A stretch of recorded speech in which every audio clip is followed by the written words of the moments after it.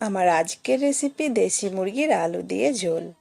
আজকের রেসিপিটা সম্পূর্ণ ঘরোয়াভাবে ঘরোয়া মশলাতেই বানাবো। তোমরা আমার সাথে থেকো, পুরো ভিডিওটা দেখার অনুরোধ রইল। পুরো ভিডিওটাই দেখবে, স্কিপ করবে না। চলো রেসিপিটা তাড়াতাড়ি শুরু করে দিই। রেসিপিটা শুরু করার জন্য প্রথমেই কিন্তু দেশি মুরগিটাকে খুব ভালো করে ধুয়ে পরিষ্কার করে নিয়েছি।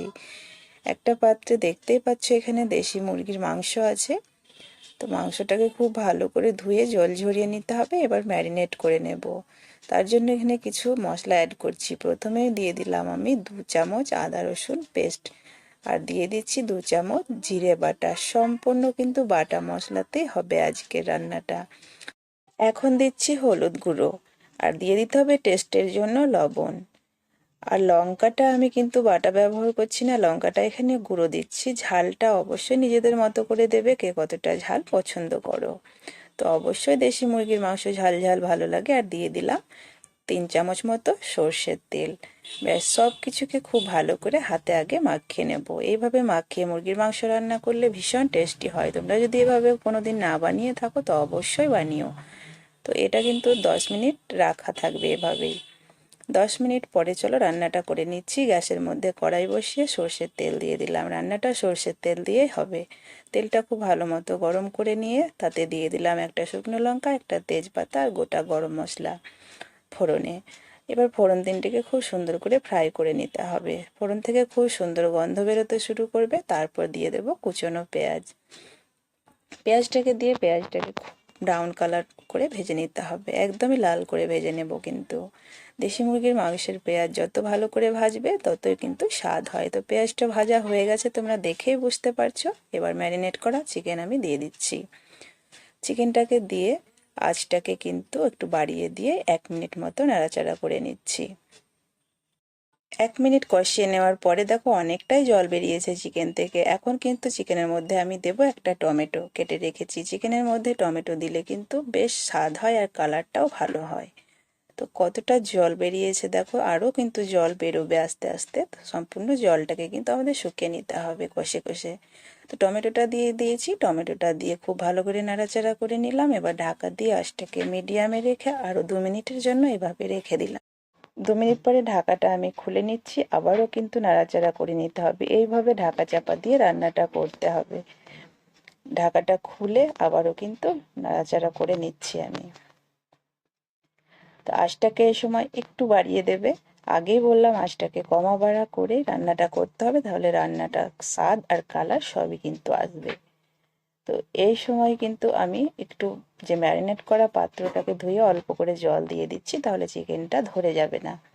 অল্প অল্প করে জল দেবো আর কষাতে থাকবো। আর ঢাকা দিয়ে দিয়ে কষিয়ে নেবো। আবারও ঢাকা দিয়ে দিলাম 2 মিনিটের জন্য। 2 মিনিট পরে আবারও ঢাকাটা খুলে নিচ্ছি। তো দেখো জলটা অনেকটাই টেনে গেছে। একটু নাড়াচাড়া করে নেওয়ার পরে আমি কিন্তু যে বাকি জলটা আছে অল্প অল্প করে এর মধ্যে দিয়ে কষাতে থাকবো।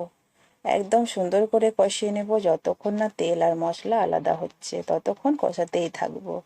আর এখন কিন্তু গ্যাসের ফ্লেমটা মিডিয়ামে রাখা আছে। খুব সুন্দর করে কিন্তু আবারও নাড়াচাড়া করে নিলাম। এবার বাকি যে জলটা আছে অল্প অল্প করে দিয়ে কিন্তু কষাতেই থাকবো। যত ভালো মাংস কষাবে ততই কিন্তু মাংসর কালার আর স্বাদ কিন্তু বাড়বে।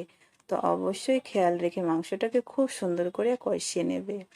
তো সম্পূর্ণ জলটাকে দিয়ে আমি কিন্তু নাড়াচাড়া করে নিচ্ছি। আবারও কিন্তু 3 মিনিটের জন্য ঢাকা দিয়ে দেব। এখন আঁচটাকে একটু মিডিয়ামে রেখে দেব। 3 মিনিট পরে কিন্তু আবারও ঢাকাটাকে খুলে নিচ্ছি। তো দেখো জলটা অনেকটাই শুকিয়ে গেছে, আর বাকি সম্পূর্ণটাই কিন্তু এইভাবে নেড়ে নেড়ে শুকিয়ে নেব। এখন আঁচটাকে একটু আবারও বাড়িয়ে দেব, আর কিন্তু ঢাকা দেব না।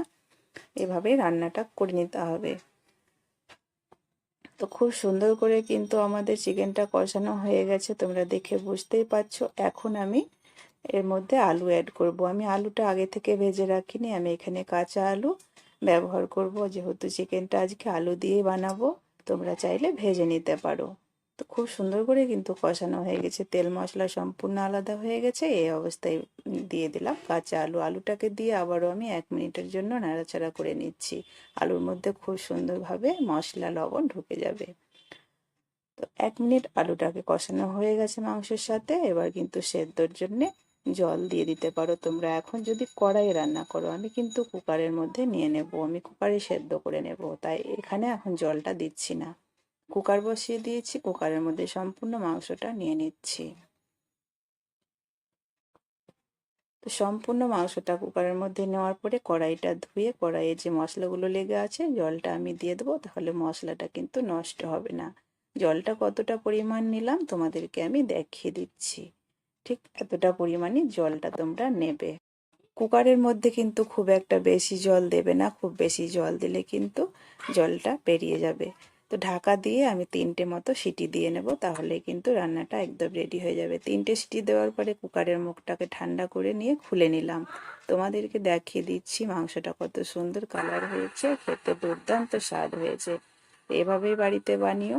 আমি কিন্তু আলাদা একটা পাত্রে নিয়ে নিয়েছি, পরিবেশন করার পালা এখন। ভালো লাগলে অবশ্যই লাইক শেয়ার করো, আর ঘরোয়া রান্না পেতে পাশে থাকা বেল বাটনটি ক্লিক করো।